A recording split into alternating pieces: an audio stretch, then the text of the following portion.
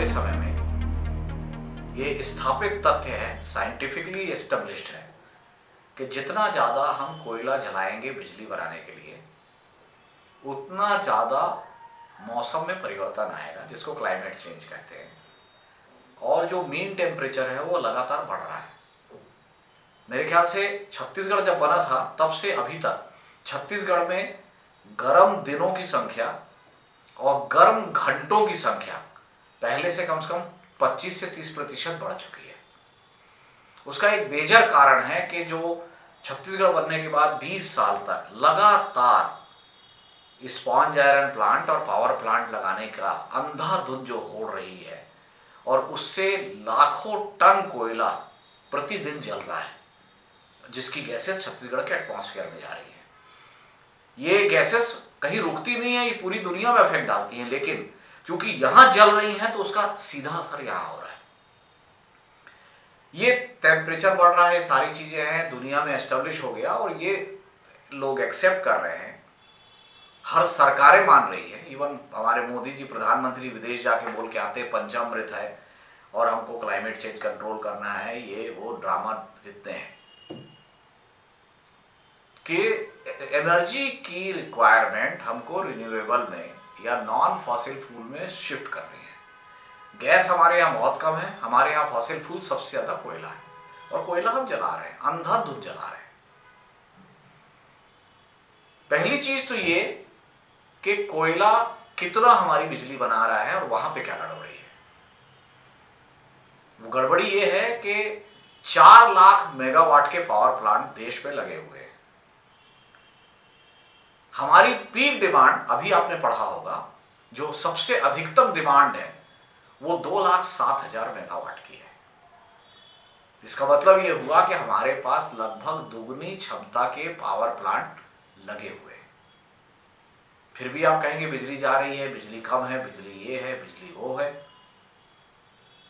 तो गड़बड़ी power plant की कैपेसिटी में नहीं है, गड़बड़ी हम उसका कैसे यूज कर रहे हैं उसमें है। इस 4 लाख में 2,04,000 कोयले पे आधारित है, अर्थात 52% के लगभग कोयले पर आधारित है, 4% लिग्नाइट और गैस है, 56% टोटल कैपेसिटी फॉसिल फ्यूल पे है। 91,000 लगभग 24% कैपेसिटी विंड और सोलर है। फिर हाइडल है। आप कहेंगे गर्मी में हाइडल पानी में कमी होगी, हाइडल अभी कहां से होगा?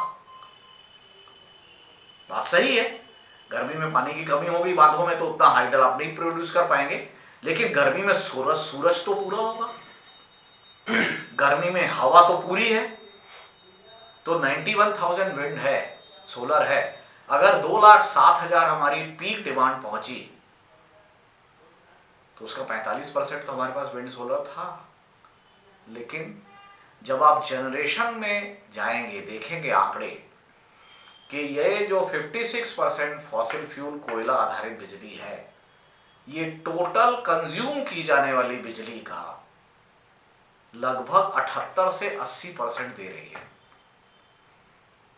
ये हमारी जो ओवर डिपेंडेबिलिटी है कोल के ऊपर, इसका मतलब हम दूसरे सोर्सेस की बिजली प्लांट होने के बाद भी कम उपयोग कर रहे हैं। ऐसा नहीं है कि वो महंगी है, आज की डेट में तो सोलर और विंड पहले से बहुत सस्ता हो गया है, और कोयले की बिजली का रेट 5 रुपए, 6 रुपए, 8 रुपए, और एक्सचेंज में, जो एक्सचेंज में स्पॉट एक्सचेंज पे मिल रही है, वो 12 रुपए से 20 रुपए तक बिजली जा रही है। फिर भी हम क्यों कर रहे हैं? तो कारण साफ है। अगर कोयले की खदान को छत्तीसगढ़ सरकार लेती है पावर जनरेशन, तो वो खुद नहीं खोदती, वो अडानी को दे देती है।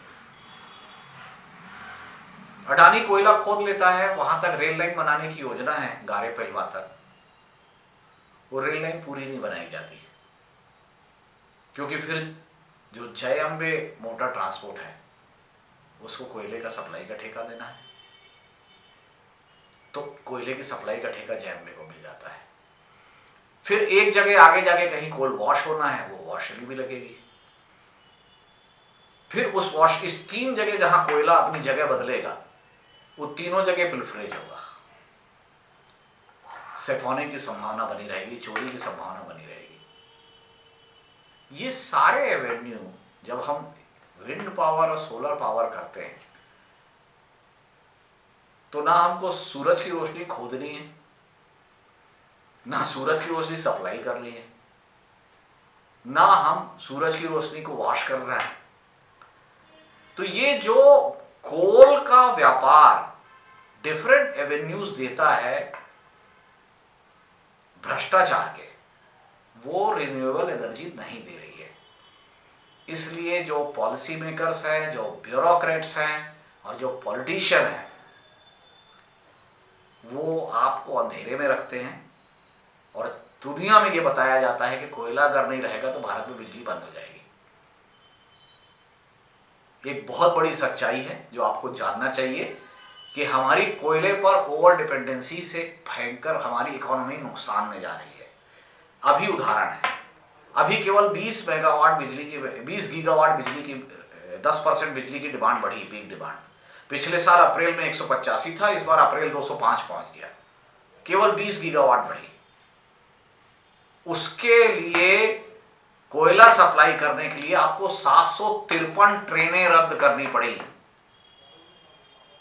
मतलब अगर आप कोयले का उत्पादन 300 मिलियन टन बढ़ा देंगे तो एक भी पैसेंजर ट्रेन नहीं चलेगी, क्योंकि ट्रेनों को चलाने के लिए तो वही इंफ्रास्ट्रक्चर है और उसको आप ओवरनाइट 1 साल 2 साल में 3 लाइन 4 लाइन 5 लाइन नहीं कर सकते।